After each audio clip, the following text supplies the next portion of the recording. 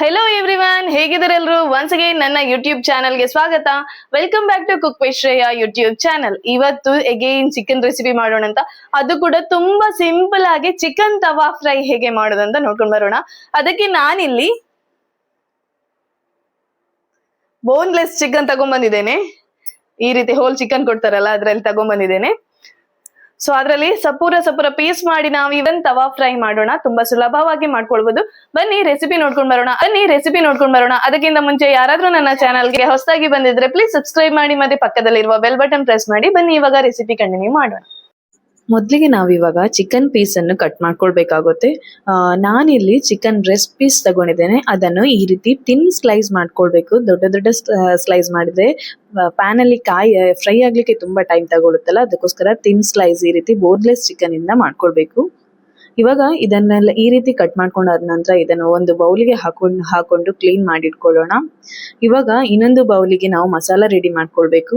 ಮೊದಲಿಗೆ 1-2 table spoon ಅಷ್ಟು ನಾನಿಲ್ಲಿ Kashmiri red chilli powder use ಮಾಡ್ತಿದ್ದೇನೆ. ನೀವು ಬೇಕಾದ್ರೆ ನಾರ್ಮಲ್ ರೆಡ್ ಚಿಲ್ಲಿ ಕೂಡ ಯೂಸ್ ಮಾಡ್ಕೊಳ್ಬಹುದು. ಇದಕ್ಕೆ 1/2 tablespoon roasted cumin powder, roasted jeera powder, 1/4 teaspoon ಅರಿಶಿನ powder, 1/2 teaspoon black pepper powder, ರುಚಿಗೆ ತಕ್ಕಷ್ಟು ಉಪ್ಪು, 1 tablespoon ginger garlic paste, ಸ್ವಲ್ಪ ಫೈನ್ಲಿ ಚಾಪ್ಡ್ ಕರಿಬೇವು, ಸ್ವಲ್ಪ ಫೈನ್ಲಿ ಚಾಪ್ಡ್ ಕೊತ್ತಂಬರಿ ಸೊಪ್ಪು, 1/2 tablespoon garam masala, 1/2 teaspoon ಅಷ್ಟು ಸಕ್ಕರೆ ಬೇಕಾದ್ರೆ ಸ್ಕಿಪ್ ಮಾಡ್ಕೊಳ್ಬಹುದು, ಬಟ್ ಟೇಸ್ಟ್ ಬ್ಯಾಲೆನ್ಸ್ ಮಾಡುತ್ತೆ, ಅದಕ್ಕೋಸ್ಕರ ಇದ್ರ ಜೊತೆನೆ 1 ನಿಂಬೆ ರಸವನ್ನು ಹಿಂಡ್ಕೊಳ್ಳೋಣ.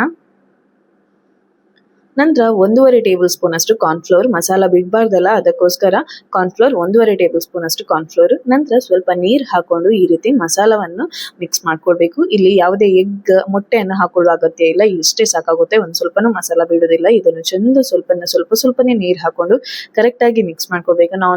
ನಾವು ನಾರ್ಮಲ್ ಆಗಿ ಫಿಶ್ ಫ್ರೈ ಮಸಾಲ ಪೇಸ್ಟ್ ಯಾವ ರೀತಿ ಮಾಡ್ಕೊಳ್ತೇವೆ ಆ ಹದಕ್ಕೆ ಈ ರೀತಿ ಮಸಾಲವನ್ನು ಕಲ್ಸ್ಕೊಳ್ಬೇಕಾಗುತ್ತೆ. ಯಾವುದೇ ಲಮ್ಸ್ ಇರದ ರೀತಿಯಲ್ಲಿ ನಾವು ಮಿಕ್ಸ್ ಮಾಡ್ಕೊಳ್ಬೇಕು. ಈ ರೀತಿ ಒಂದ್ಸಲ ಮಸಾಲ ರೆಡಿ ಆದ ನಂತರ ಇವಾಗ ಕ್ಲೀನ್ ಮಾಡಿದ ಚಿಕನ್ ಪೀಸಸ್ ಅನ್ನು ಹಾಕೊಳ್ಳೋಣ. ಬೋನ್ಲೆಸ್ ಆಗಿರೋದ್ರಿಂದ ಬೇಗ ಕಾಯುತ್ತೆ, ಫ್ರೈ ಆಗುತ್ತೆ, ಅದಕ್ಕೋಸ್ಕರ ನಾವು ಬೋನ್ಲೆಸ್ ತಗೊಳ್ಳೋದು. ಒಂದ್ಸಲ ಈ ರೀತಿ ಮಸಾಲವನ್ನು ಕರೆಕ್ಟ್ ಆಗಿ ಚಿಕನ್ ಜೊತೆ ಮಿಕ್ಸ್ ಮಾಡ್ಕೊಳ್ಬೇಕು. ಮಸಾಲ ಚಿಕನ್ಗೆ ಒಳ್ಳೆ ರೀತಿ ಕೋಟ್ ಆಗ್ಬೇಕಾಗುತ್ತೆ.